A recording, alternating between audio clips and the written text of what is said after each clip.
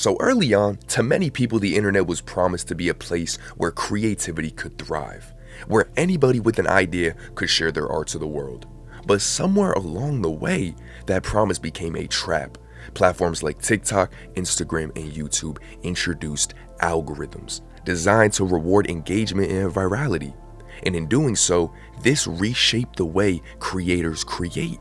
In this modern day, originality is not celebrated for its impact or depth. Instead, it's judged by how quickly people can adapt to the trends and get likes and shares. Music artists and creators, both big and small, find themselves caught in this endless cycle. The moment something gains traction, a song, a meme, a video format, it is replicated thousands of times, often losing its meaning in the process. This is not creativity, it's survival.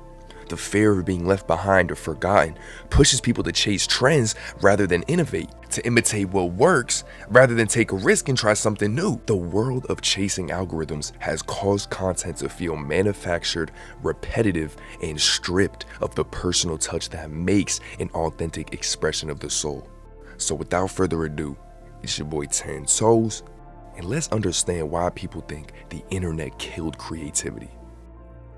Well, with this cycle of chasing views and doing what's worked in the past, it doesn't just suppress creativity, this is deeply exhausting. It ties directly to the video I made last week talking about the burnout epidemic in the world of streaming and rap. Constantly chasing views and trends, it's draining. It forces people to prioritize numbers over passion and engagement over authenticity. Y'all know from a spiritual perspective, this way of working disconnects creators from their true essence. True creativity is a channeling of energy, a connection to something higher, and a way to express the soul. But when creators are stuck in this loop, their work becomes less about expressing the truth and more about seeking validation from an invisible system that runs your life, it runs your thoughts, it's dictating your day, it's not real. And once you realize that, you'll realize all these thoughts that are coming from it, these aren't operating in reality. This is your ego who cares about all this. A lot of these huge creators are corrupt and greedy, just like the businessmen in power. Like when YouTube first started, do y'all realize creators were raw, unfiltered, true to themselves? It wasn't about finding the right niche or playing into a formula, it was about sharing something real. Back in the day on YouTube, there was no pressure to match a certain aesthetic or upload at a perfect time. But over time, through the rise of algorithms and monetization, people shifted the focus, onto things of this world. They wanted to be blessed. It didn't matter no more about expressing yourself. They wanted to get paid. I watched this shift happen. There was a point on YouTube where if you were a YouTuber who did a sponsorship, you were looked at as a sellout. The app really used to take pride in its raw creators, but it's just become the farthest thing from that. And a lot of OG successful YouTubers, they openly admit this is the exact reason, their passion for YouTube went away. As y'all see, I keep showing clips of Ryan Higa, one of the most famous YouTubers back in 2008, 9, 10. He was just such a creative mind. I recently came across a video called How YouTube Failed Him. And it's a great video. And in that video, the dude showed a lot of clips of Ryan explaining why he lost his love for YouTube and creating in general. And it really resonates with this entire video. So let me show y'all those real quick. Like how YouTube was. Everybody could see great content when you typed in youtube.com. Now it doesn't really mean anything. It feels like people are either talking to you because they want something from you or something for their business rather than actually getting to meet you. It became about watch time. What's the point if everything gets age restricted? I don't want to get demonetized. Probably like half my videos got claimed. The YouTube grind is endless. I've been burnt out for years. For so long, I was just making stuff because I knew it would work versus something I got excited about.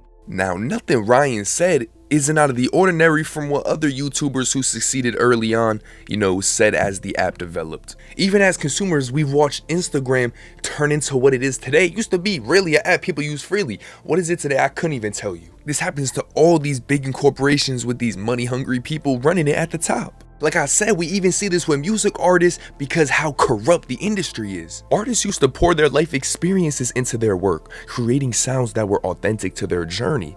It wasn't already pop and they weren't trying to get onto a wave. Man, now rap and music in general is a complete numbers game. Many artists feel the pressure to replicate what's trending instead of creating something timeless. Because the internet and social media, everybody's chasing a moment. When you're chasing a moment, you become a thing of the times. That's the thing. Nobody's really chasing to leave a mark no more because that's not the goal. Y'all need to understand. I'm not going to sit here and say creativity is dead. It's still alive, but it's harder to find and harder to trust. And whether you're a creator or a consumer, these experiences are alike. For creators, constantly producing content that feels repetitive and hollow leads to a burnout and a deeper sense of disconnection from their purpose. But as consumers, you're not immune to the effects either. Engaging with repetitive surface level content, it's rewiring the way you think. Our brains become addicted to this instant gratification and constant stimulation. And when we're doing this to our brain and we're constantly stimulated, we're leaving little to no room for our imagination. Our true creative energy that is fueling our existence. Creativity isn't just a skill, it's a form of connection. It's how we tap into something bigger than ourselves. Whether you call it inspiration, intuition, the divine source, when we fill our minds with endless noise, we lose access to that higher place. Consuming low vibrational content dulls your ability to think freely, to dream, to create, to know who you truly are. The internet's not just killing creativity, it's killing a part of us that makes us human. And the challenge now is to break this cycle. The real question isn't if creativity can survive in this environment, but if we have the courage to nurture it and protect it. Because right now, man, we do not. But hey, you already know it's been your boy 10 Toes. I appreciate y'all watching. I appreciate y'all commenting, showing love, especially on my last video. I do see all the comments, man. I really just want to say thank you so much, guys. But of course, I got a second channel, Strictly Spirituality. I got a Patreon, Industry Secrets, which is free right now. A Discord, Instagram, all in bio. Reach out to me if you want to say anything. And it's been your boy 10 Toes. I'm going to catch y'all. Be smooth, be cool. Most importantly, be patient, man.